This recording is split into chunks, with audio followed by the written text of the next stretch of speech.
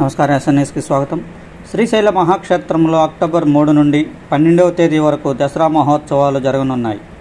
ఈ మహోత్సవ నిర్వహణకు సంబంధించి చేయాల్సిన ఆయా ఏర్పాట్లపై ఆలయ ఈవో డి పెద్దిరాజు సన్నాహక సమావేశం నిర్వహించబడింది. ఈ సమావేశంలో ఉభయ దేవాలయాల ప్రధాన అర్చకులు, అధ్యాపక, వేద పండితులు, డిప్యూటీ కార్యనిర్వహణాధికారిని, ఎగ్జిక్యూటివ్ ఇంజనీర్లు, అన్ని విభాగాల యూనిట్ అధికారులు, పర్యవేక్షకులు తదితరుల సిబ్బంది పాల్గొనడం జరిగింది.